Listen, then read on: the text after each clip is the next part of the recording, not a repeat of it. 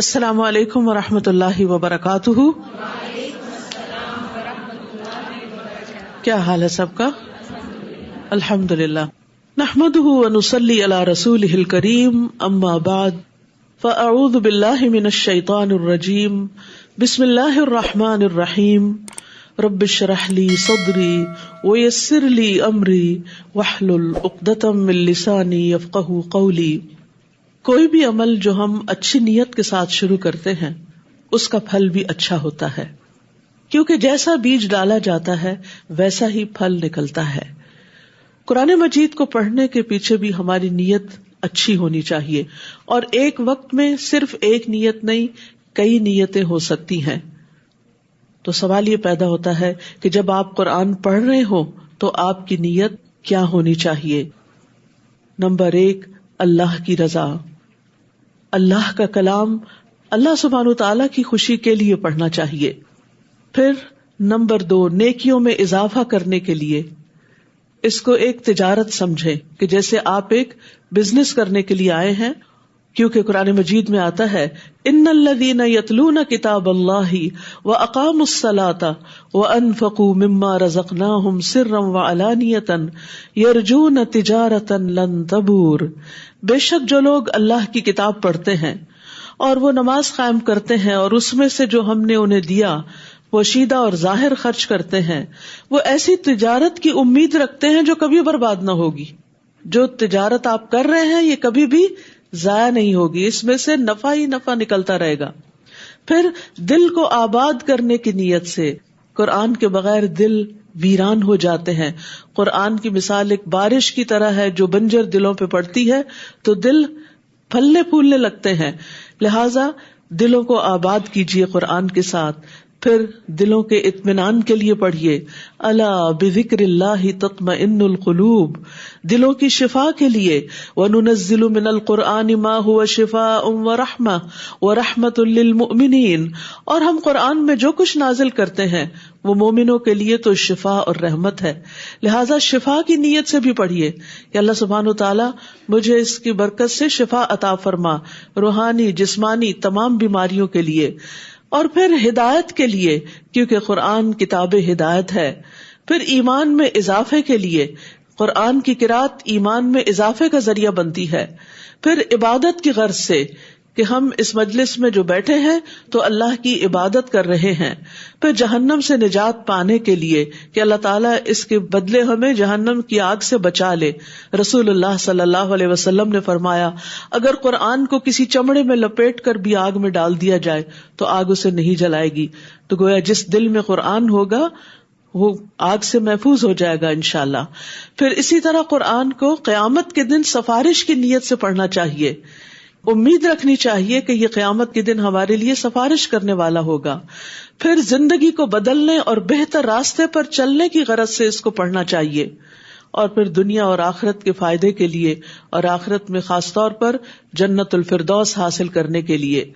ابن قیم کہتے ہیں کسی بھی بندے کے لیے قرآن کی قرأت، اس میں لمبا غور و فکر کرنے اور اپنی سوچ کو آیات کے معنی پر مرکوز کرنے سے بڑھ کر اس کی زندگی میں اور آخرت میں کوئی چیز اس سے زیادہ فائدہ مند اور اس کی نجات کو اس سے زیادہ قریب کرنے والی نہیں۔ یعنی قرآن کی قرأت، قرآن کا سمجھنا سب سے زیادہ فائدہ مند کام ہے۔ تو آئیے ہم دوسرے پارے کا آغاز کرتے ہیں۔ اعوذ باللہ من الشیطان الرجیم، بسم اللہ الرحمن الرحیم۔ سيقول السفهاء من الناس ما ولاهم عن قبلتهم التي كانوا عليها قل لله المشرق والمغرب يهدي من يشاء إلى صراط مستقيم۔ شروع کرتی ہوں اللہ کے نام سے جو بے انتہا مہربان نہایت رحم فرمانے والا ہے۔ لوگوں میں سے بے وقوف ضرور کہیں گے کہ ان مسلمانوں کو کس چیز نے ان کے اس قبلے سے پھیر دیا جس پر یہ تھے، کہہ دیجئے کہ مشرق اور مغرب اللہ ہی کا ہے، وہ جس کو چاہتا ہے سیدھے رستے کی طرف ہدایت دیتا ہے۔ رسول اللہ صلی اللہ علیہ وسلم ہجرت کر کے مدینہ پہنچے تو 16 یا 17 ماہ تک بیت المقدس کی طرف ہی منہ کر کے نماز پڑھتے رہے، جو اہل کتاب کا قبلہ تھا۔ پھر آپ کو بیت اللہ کی طرف منہ کر کے نماز پڑھنے کا حکم ہوا۔ اس پر یہود، منافقین اور مشرکین سبھی نے اعتراضات شروع کر دیے کہ اگر وہ پہلا قبلہ درست تھا تو اسے بدلنے کی ضرورت کیا تھی، اور اگر یہ درست ہے تو اتنی دیر ادھر منہ کیوں رکھا؟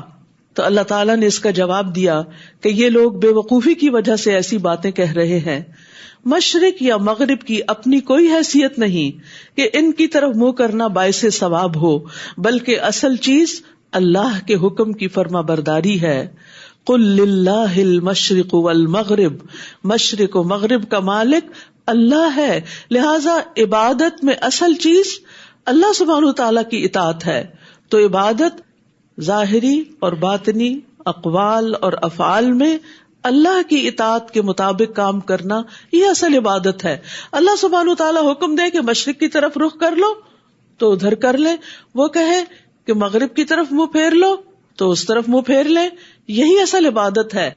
ایک بندہ مومن کو کبھی بھی یہ حق حاصل نہیں رہا کہ جو اپنا سر تسلیم خم کر دیتا ہے پھر وہ اللہ کے حکم پر، اللہ کے فیصلے پر اعتراض کرے۔ تو یہاں پر جو اللہ کے حکم پر، اللہ کے دین پر، اللہ کے فیصلوں پر اعتراض کرتا ہے اس کو بے وقوف کہا گیا ہے۔ یہاں سے ایک اور بات بھی سیکھنے کی ہے کہ اگر لوگ اللہ سبحانہ تعالیٰ کے فیصلوں پر اعتراض کرتے ہیں تو کیا آپ پر کبھی کوئی اعتراض نہیں کرے گا جب آپ 100% درست بھی ہوں؟ بہت دفعہ زندگی میں ایسا ہوتا ہے کہ آپ بالکل صحیح بات کہہ رہے ہوتے ہیں لیکن اس کے باوجود لوگ آپ پر آبجیکشن کر رہے ہوتے ہیں، لوگ آپ پر کمنٹ کر رہے ہوتے ہیں، لوگ آپ کو ٹیز کر رہے ہوتے ہیں، لوگ آپ کا مذاق اڑا رہے ہوتے ہیں، لوگ آپ کو مجنون کہہ رہے ہوتے ہیں۔ تو ایسے میں کیا کرنا چاہیے؟ ایسی باتوں کی طرف قطعاً کوئی توجہ نہیں دینی چاہیے، اور یہ دیکھنا چاہیے کہ کیا جو کام میں کر رہی ہوں، جو طرز عمل میں نے اختیار کیا ہے، یہ طرز عمل کیا بذات خود درست ہے؟ کیا یہ اللہ تعالیٰ کے حکم کے مطابق ہے، اس کی پسند کے مطابق ہے؟ اگر ہے تو خوشی کے ساتھ اس پر جم جائیے اور لوگوں کی باتوں کی قطعاً پرواہ نہ کیجیے، اس لیے کہ جو شخص اللہ کے حکم پر اعتراض کرتا ہے وہ ناسمجھ ہے۔ اور زندگی میں بہت دفعہ ایسا ہوتا ہے کہ لوگ آپ کے حالات پر، آپ کی ذات پر طرح طرح کے تبصرے کر رہے ہوتے ہیں۔ مثلاً اگر آپ کے بچے نہیں تو کہیں گے آپ کے بچے کیوں نہیں، اگر آپ کو جاب نہیں تو آپ کی جاب کیوں نہیں، اگر کوئی فوت ہو گیا ہے تو اس کو یہ بیماری کیوں ہو گئی تھی، وغیرہ وغیرہ۔ اور بعض کمنٹس اتنے ہرٹ فل ہوتے ہیں کہ انسان کا دل چاہتا ہے کہ رو دے، لیکن اس وقت رونے کی بجائے جسٹ اگنور، اس لیے کہ یہ ناسمجھ ہے، ان کو پتہ ہی نہیں، یہ جانتے ہی نہیں۔ ہمیں اپنی زندگی پر خود مطمئن ہونا چاہیے۔ اگر ہم خود کوئی غلط کام نہیں کر رہے تو پھر ہمیں پشیمان نہیں ہونا چاہیے اور اپنا کام کرتے چلے جانا چاہیے، کیونکہ اسی میں کامیابی ہے کہ انسان صحیح ڈائریکشن اختیار کرے اور اس کی طرف زندگی بھر چلتا رہے، چاہے قدم بقدم چلے یا دوڑ لگا دے، کیونکہ اصل چیز ہے اللہ کی رضا کو پانا۔ تو جو شخص لوگوں کی باتوں سے بے نیاز ہو کر نیکی کا کام کرتا ہے وہی نیکی کے کام پر استقامت اختیار کرتا ہے۔ تو عقل مند وہی ہے جو رب کے احکامات کو تسلیم کر لیتا ہے، اور جو رب کے احکامات، قرآن کی کسی آیت پر یا نبی صلی اللہ علیہ وسلم کی احادیث پر اگر کوئی اعتراض کرتا ہے تو اصل میں وہ خود ناسمجھ ہے۔ تو کیا آپ ناسمجھ کی باتوں کو اہمیت دیں گے اللہ رب العزت کی بات کے مقابلے میں؟ ہرگز نہیں۔ آپ کی عقل مندی یہی ہے کہ اللہ کی بات پر استقامت اختیار کریں۔ پھر فرمایا وَكَذَلِكَ جَعَلْنَاكُمْ أُمَّةً وَسَطًا، اور اسی طرح ہم نے تمہیں امت وسط بنا دیا۔ وسط کا ایک معنی بہتر بھی ہوتا ہے، ایک بہترین امت بنایا تاکہ تم لوگوں پر گواہ ہو جاؤ اور رسول تم پر گواہ ہوں، یعنی جو تمہارے پاس علم ہے اس کی بنا پر تم باقی تمام لوگوں کے معاملات پر ایک ایسی نظر رکھو کہ کیا صحیح ہے اور کیا نہیں، اور قیامت کے دن بھی امت محمد صلی اللہ علیہ وسلم کی گواہی ہوگی۔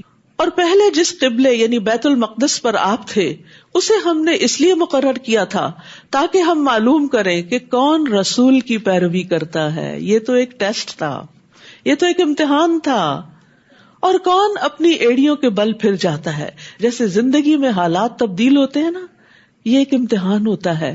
کبھی خوشحالی ہوتی ہے اور کبھی بدحالی ہوتی ہے, کبھی صحت ہوتی ہے اور کبھی بیماری ہوتی ہے, کبھی مشغولیت ہوتی ہے اور کبھی فراغت ہوتی ہے. یہ سب امتحان کے مختلف رنگ ہیں. مومن ہر ایک چیز کو ایک امتحان لیتا ہے کیونکہ اس کی ساری زندگی ہی ایک امتحان ہے. الذی خلق الموت والحیات لیبلوکم ایکم احسن عملا, کہ اس نے زندگی اور موت کو اس لیے بنایا کہ تمہیں آزما کر دیکھے کہ تم میں اچھے کام کون کرتا ہے, احسن عمل کون کرتا ہے. تو اصل ضرورت اس بات کی ہے کہ ہم احسن عمل کریں, چاہے موسم کوئی بھی ہو, حالات کیسے بھی ہوں. اور احسن عمل کی دو بڑی شرائط ہیں, نمبر 1 اخلاص اور نمبر 2 رسول صلی اللہ علیہ وسلم کی پیروی. تو یہاں پر یہی تو امتحان لیا گیا کہ رسول اللہ صلی اللہ علیہ وسلم کے پیچھے کون جاتا ہے, کہ آپ نے اپنے قبلے کا رخ پھیر لیا تو کون کون ہے جو بغیر کچھ سوال کیے, اعتراض کیے آپ کے پیچھے مڑتا چلا جا رہا ہے کہ آپ کو فالو کرنا ہے, آپ کا اتباع کرنا ہے. اور کون اپنی ایڑیوں کے بل پھر جاتا ہے کہ بھلا یہ کیا ہوا, کس کے ذہن میں سوال اٹھے اور سوال اعتراض بنے اور اعتراض مخالفت بنی اور وہ حق سے پھر گیا. تو اس لیے یہ ایک بہت بڑا امتحان ہوتا ہے. اور بے شک یہ بات یعنی قبلے کی تبدیلی بہت بھاری ہے. یعنی انسان کے لیے چینج مینجمنٹ ایک بڑا مشکل کام ہوتا ہے. تبدیلی کسی بھی چیز میں جب ہوتی ہے تو انسان پہ گراں گزرتی ہے, چاہے کسی جگہ کو تبدیل کرنا ہو, چاہے کسی کام کو تبدیل کرنا ہو, ایک جاب سے دوسری جاب. کیونکہ انسان جب ایک ہی کام روز کرتا رہتا ہے, بار بار کرتا رہتا ہے, تو ایک کمفرٹ زون میں آ جاتا ہے اور اس میں اس کو سہولت ہو جاتی ہے, وہ آٹو پہ آ جاتا ہے. لیکن جب اس کو وقت میں تبدیلی کرنی پڑے یا حالات میں, تو پھر اس کو مشکل پیش آتی ہے. لیکن اصل عبادت کی روح تو یہی ہے کہ جب تبدیلی کے لیے کہا جائے تو تبدیل ہو جاؤ. تو یہ قبلے کی تبدیلی بہت بھاری ہے, سوائے ان لوگوں کے جنہیں اللہ نے ہدایت بخشی. اور اللہ ایسا نہیں کہ تمہارے ایمان کو ضائع کر دے. یہاں ایمان سے مراد نماز ہے. نماز کو ایمان کہا گیا کیونکہ لوگوں کے دل میں یہ خیال پیدا ہوا تھا کہ جو نمازیں ہم نے دوسرے قبلے کی طرف رخ کر کے پڑھی تھی وہ ضائع تو نہیں ہو گئی. تو انہیں بتایا گیا کہ نہیں, اللہ تعالیٰ نے تمہاری پچھلی عبادات کو قبول کر لیا کیونکہ وہ بھی تم نے اللہ کے حکم کے مطابق ہی کی تھی. بے شک اللہ تو لوگوں پر بہت شفقت کرنے والا, نہایت رحم کرنے والا ہے. یعنی یہ اللہ تعالیٰ کی صفات ہیں. اور رأفت جو ہے, رؤوف کا لفظ جو ہے یہ رأفت سے ہے. رأفت رحمت کا سب سے آخری حصہ کہلاتا ہے. یعنی رأفت وہ مرحلہ ہے جو رحمت کے بعد آتا ہے. یعنی کہا جاتا ہے فلان رحیم, کہ فلاں بڑا مہربان ہے, اور جب وہ رحمت شدت پکڑتی ہے تو پھر وہ رؤوف بھی ہو جاتا ہے. اور اللہ اپنے سارے بندوں کے ساتھ بڑا ہی مہربان ہے, سب سے بڑھ کر رحم کرنے والا ہے, ماں سے بھی زیادہ بندے پر رحم کرنے والا ہے, دنیا اور آخرت میں رحم فرمانے والا ہے, بندوں کے لیے ہدایت کی راہیں کھولنے والا ہے, اور بندوں کے دنیاوی امور میں آسانی فراہم کرنے والا ہے. ان ربکم لرؤوف الرحیم. پھر تبدیلی قبلہ کے کچھ مزید احکامات. قد نرى تقلب وجهك في السماء, یقیناً ہم آپ کے چہرے کا بار بار آسمان کی طرف اٹھنا دیکھ رہے ہیں. آپ کو بھی انتظار تھا کیونکہ آخری نبی کی نشانی یہی تھی کہ اس کا قبلہ بیت اللہ شریف ہوگا. سو ہم ضرور آپ کو اسی قبلے کی طرف پھیر دیں گے جسے آپ پسند کرتے ہیں. تو آپ اپنا چہرہ مسجد حرام کی طرف پھیر لیں, حکم آ گیا. اور تم سب بھی جہاں کہیں ہو بس اسی کی طرف اپنے چہرے پھیر لو. اور بے شک جن لوگوں کو کتاب دی گئی ہے وہ خوب جانتے ہیں کہ یقیناً وہ ان کے رب کی طرف سے حق ہے کہ آخری نبی کا قبلہ وہی ہوگا, اور جو عمل وہ کرتے ہیں اللہ ان سے ہرگز غافل نہیں. اور البتہ اگر آپ ان اہل کتاب کے پاس ہر نشانی بھی لے آئیں تو بھی یہ آپ کے قبلے کی پیروی نہیں کریں گے. یعنی جنہیں نہیں ماننا انہیں نہیں ماننا, اور نہ آپ ان کے قبلے کی پیروی کرنے والے ہیں. اور نہ ان میں سے بعض کے قبلے کی پیروی کرنے والا ہے، کیونکہ یہود صخرہ کی طرف رخ کرتے تھے اور نصارہ مشرقی حصے کی طرف رخ کیا کرتے تھے عبادت میں. فرمایا کہ ان کا تو اپنا قبلہ بھی مختلف ہے، تو تم پر اعتراض کیوں؟ اور اگر آپ نے ان کی خواہشات کی پیروی کی باوجود اس کے کہ آپ کے پاس علم آ چکا، تو یقیناً آپ تب ظالموں میں سے ہو جائیں گے. تو یاد رکھیے، علم آنے کے بعد خواہشات کی پیروی کرنا اپنی جان پر ظلم کرنا ہے. الذین آتیناہم الکتاب یعرفونہ کما یعرفون ابناءہم، جن لوگوں کو ہم نے کتاب دی ہے وہ اس رسول کو اس طرح پہچانتے ہیں جس طرح اپنے بیٹوں کو پہچانتے ہیں، اور بیٹے کو کوئی پہچاننے میں مشکل نہیں پاتا. اور بے شک ایک فریق ان میں سے لازماً حق کو چھپاتا ہے حالانکہ وہ جانتے ہیں. علم آنے کے بعد حق کو چھپانا یہ بہت بڑا ظلم ہے. رسول اللہ صلی اللہ علیہ وسلم نے فرمایا، جس شخص سے علم کی کوئی بات پوچھی جائے اور وہ اسے چھپا دے تو قیامت کے دن اس کے منہ میں آگ کی لگام میں سے ایک لگام لگائی جائے گی. الحق من ربک فلا تکونن من الممترین، یہ حق آپ کے رب کی طرف سے ہے تو آپ ہرگز شک کرنے والوں میں سے نہ ہوں. وَلِكُلٍّ وِجْهَةٌ هُوَ مُوَلِّيهَا فَاسْتَبِقُوا الْخَيْرَاتِ، اور ہر ایک کے لیے ایک سمت مقرر ہے جدھر وہ رخ کرتا ہے. یعنی ہر انسان کی زندگی کا ایک سینٹر آف لائف ہے جس کی طرف وہ پلٹ پلٹ کر جاتا ہے. تمہارا سینٹر آف لائف کیا ہونا چاہیے؟ تمہاری کوشش اور تمہاری طلب اور تڑپ کس طرف ہونی چاہیے؟ فَاسْتَبِقُوا الْخَيْرَاتِ، تم خیرات، نیکیوں میں، خیر کے کاموں میں، بھلائی کے کاموں میں آگے بڑھو. ہم سب بھی سوچیں کہ ہمارا سینٹر آف لائف کیا ہے. جب ہم فارغ ہوتے ہیں، جب ہم اپنی تھکاوٹ دور کرنا چاہتے ہیں، جب ہم ریلیکس ہونا چاہتے ہیں، جب ہم خوش ہونا چاہتے ہیں، تو کس طرف رجوع کرتے ہیں؟ کیا اٹھاتے ہیں؟ Cell phone, screen. اب ہم فارغ ہوئے، اب ہم ذرا مزہ کرتے ہیں، اور کبھی ادھر گھومتے پھرتے ہیں، کبھی ادھر سیر کرتے. پہلے سیر کرنے کے لیے باہر نکلنا پڑتا تھا، اب یہ کہ بیٹھے بیٹھے ہی سیر ہو جاتی، لیٹے لیٹے ہی سیر ہو جاتی.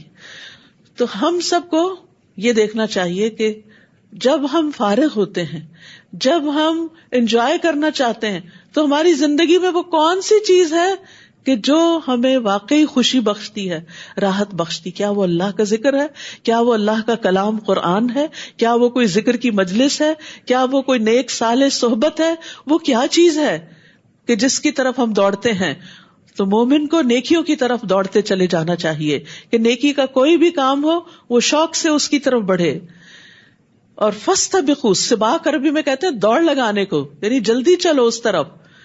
جہاں کہیں بھی تم ہوگے اللہ تم سب کو لے آئے گا.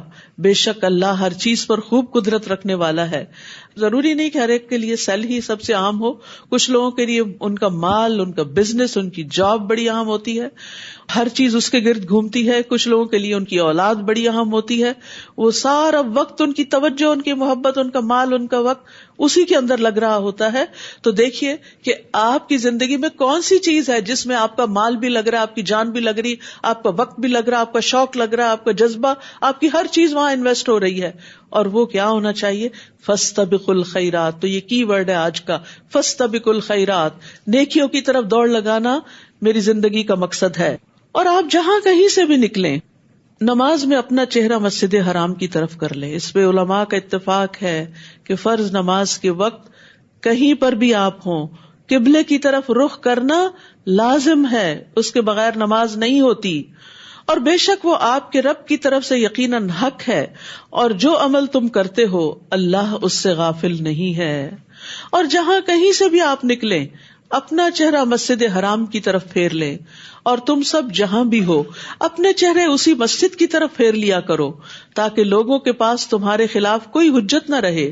مگر جن لوگوں نے ان میں سے ظلم کیا ہے تو ان سے نہ ڈرو اور مجھ سے ڈرتے رہو، اور تاکہ میں تم پر اپنی نعمت تمام کر دوں اور تاکہ تم ہدایت پا جاؤ.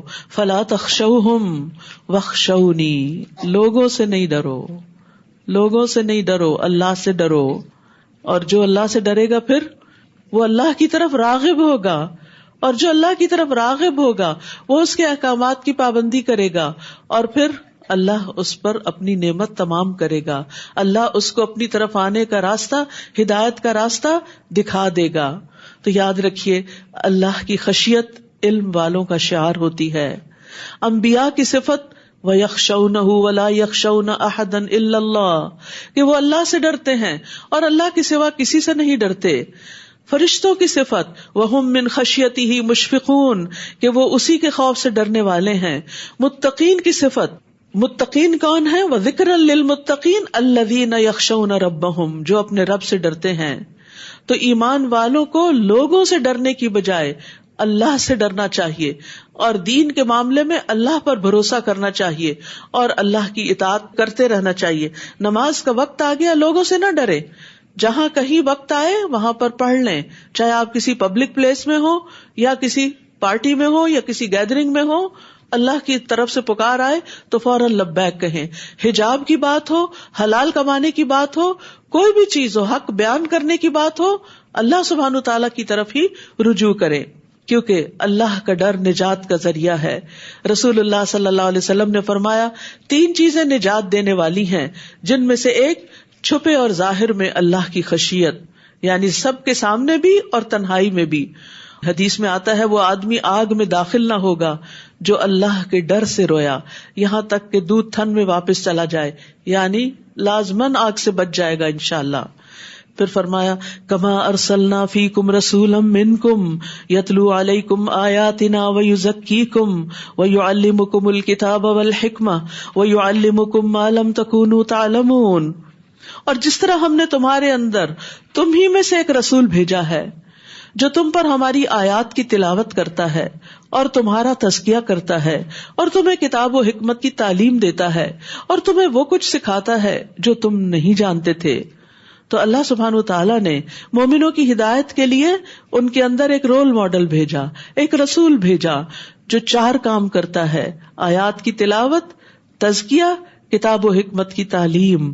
لہذا آپ کے امتی ہونے کی حیثیت سے یہی ہمارا مشن بھی ہونا چاہیے کہ ہم اللہ کی کتاب کو پڑھیں بھی، پڑھائیں بھی، اللہ کے رسول صلی اللہ علیہ وسلم کی حکمت کے ساتھ بھی بہترین معاملہ کریں. اور پھر ان سب چیزوں کے پڑھنے پڑھانے کا مقصد کیا ہو؟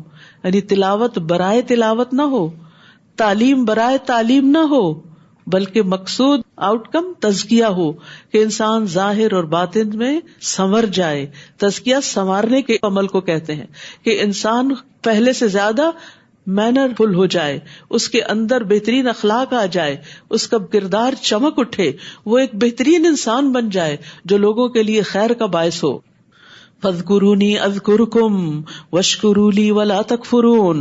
بس تم میرا ذکر کرو، میں تمہارا ذکر کروں گا، تم مجھے یاد رکھو، میں تمہیں یاد رکھوں گا، اور تم میرا شکر ادا کرو اور میری ناشکری نہ کرو.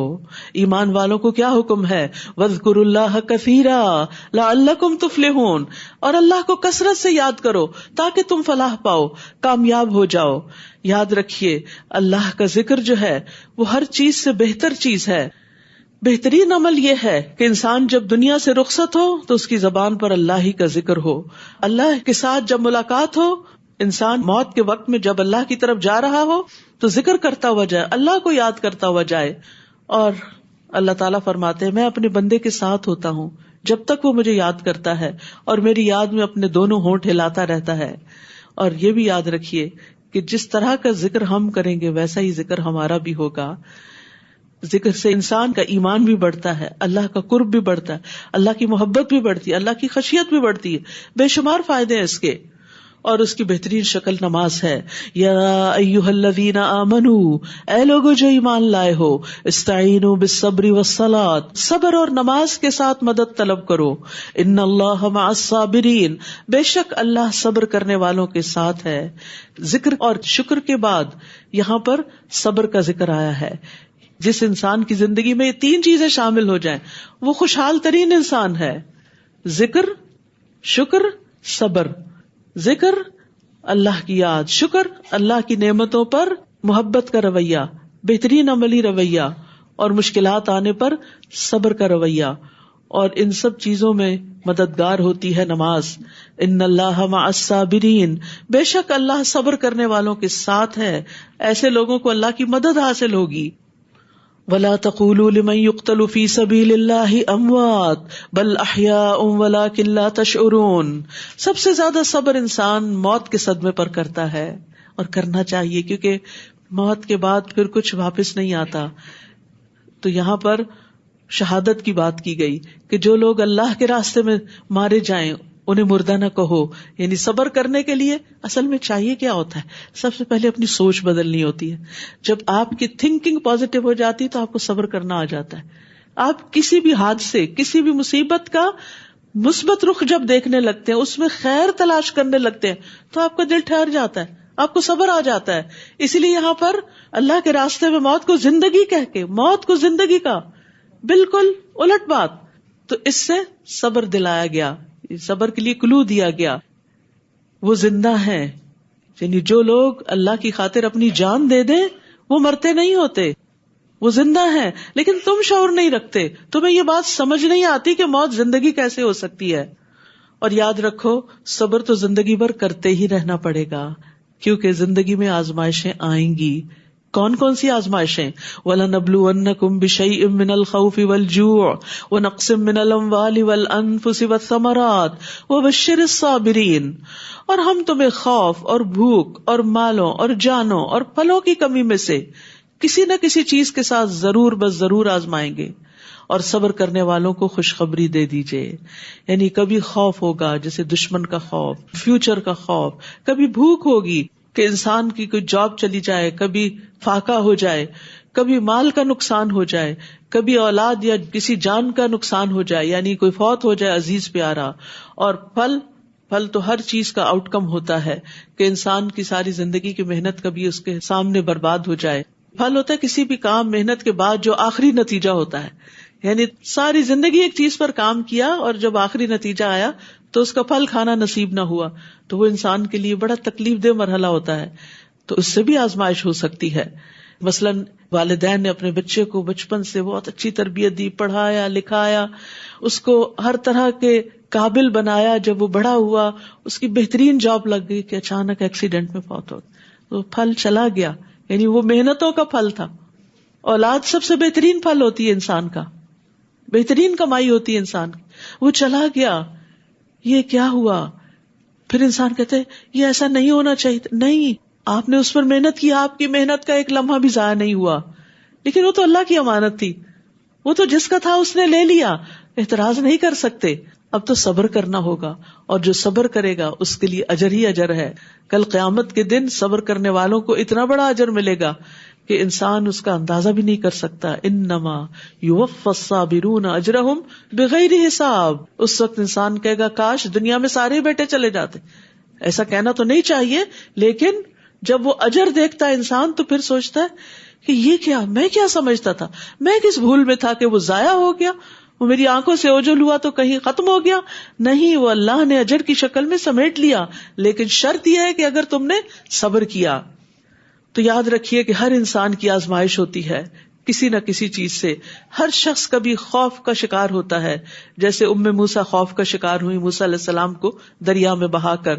تمام انبیاء کسی نہ کسی طرح، جیسے موسیٰ علیہ السلام بنی اسرائیل کو لے کر نکلے تھے تو ڈر گئے سارے کے سارے. انا لمدرکون، فرعون ہی آگے ہمارے پیچھے مار ڈالیں گے ہمیں، اب تو ہم پھنس گئے، آگے دریا ہے پیچھے دشمن ہے.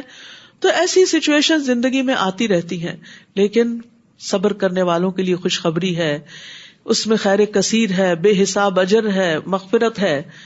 کون ہے صبر کرنے والے؟ صبر کا اظہار کیسے ہوگا؟ صبر کا اظہار رویے سے بھی ہوگا، صبر کا اظہار باتوں سے بھی ہوگا. سب سے پہلا جملہ جو منہ سے نکلنا چاہیے مصیبت آنے پر یا مصیبت کی یاد آنے پر، کیونکہ بعض اوقات مصیبتوں کی یادیں بڑی ستاتی ہیں، تکلیف دہ لمحے بہت ستاتے ہیں. تو ایسے موقع پر انا للہ و انا الیہ راجعون. الذین اذا اصابتهم مصیبۃ قالوا انا للہ و انا الیہ راجعون. وہ لوگ کہ انہیں جب کوئی مصیبت پہنچتی ہے تو کہتے ہیں کہ بے شک ہم اللہ ہی کے لیے ہیں اور بے شک ہم اسی کی طرف لوٹ کر جانے والے ہیں. یاد رکھیے جب انسان آخرت کو یاد کر لیتا ہے نا تو مصیبتیں ہلکی ہو جاتی. انا الیہ راجعون. بیٹا چلا گیا، ہم بھی جانے والے ہیں، ہم بھی تو جا رہے ہیں، ہم کتنے دن اور ہیں، وہ آگے چلا گیا، ہم پیچھے سے آ رہے ہیں، بس اتنی سی بات ہے. انا الیہ راجعون. یعنی جن لوگوں نے بھی آخرت کو یاد کیا، اپنی واپسی کے سفر کو یاد کیا، ان کے لیے مصیبتیں آسان ہو گئیں. اور ویسے بھی اللہ تعالیٰ اس دعا کے پڑھنے والے کو دنیا میں بھی بہترین نعم البدل عطا کرتے ہیں. اور اسی طرح اگر کسی کا چھوٹا، بڑے بچے کی تو بات میں نے کی، لیکن اگر چھوٹا سا پیارا سا منا سا بچہ فوت ہو جائے تو اللہ سبحانہ وتعالیٰ فرشتوں سے پوچھتا ہے تم نے میرے بندے کے بیٹے کی روح قبض کر لی؟ وہ کہتے ہیں ہاں. پھر فرماتا ہے تم نے اس کے دل کا پھل لے لیا؟ وہ کہتے ہیں ہاں. تو اللہ تعالیٰ پوچھتا ہے میرے بندے نے کیا کہا؟ وہ کہتے ہیں اس نے تیری حمد بیان کی اور انا للہ و انا الیہ راجعون کہا. تو اللہ تعالیٰ فرماتا ہے میرے بندے کے لیے جنت میں گھر بنا دو اور اس کا نام بیت الحمد رکھو. تو یاد رکھیے انا للہ کے ساتھ اور کیا پڑھنا ہوتا ہے؟ الحمد للہ. الحمد للہ، اللہ میں راضی ہوں، اس پر بھی تیرا شکر ہے. نبی صلی اللہ علیہ وسلم صرف نعمت ملنے پر شکر نہیں کرتے تھے، تکلیف آنے پر بھی شکر کرتے تھے. الحمد للہ علی کل حال. اس میں بھی کوئی خیر ہے، اس میں بھی کوئی بھلائی ہے. خضر نے اس چھوٹے بچے کی جان لے لی تھی جو بڑے ہو کے ماں باپ کو بہت ستانے والا تھا. ہمیں نہیں پتا ہوتا کہ جو چیز ہم سے لی جا رہی ہے وہ ہمارے لیے کتنی بہتری کا باعث ہے. فرمایا یہی وہ لوگ ہیں جن پر ان کے رب کی طرف سے نوازشیں اور رحمت ہے، اور یہی لوگ ہدایت پانے والے ہیں. سبحان اللہ. 3 نعمتیں صبر کرنے والوں کو، اللہ کی رضا، اللہ کی رحمت اور ہدایت.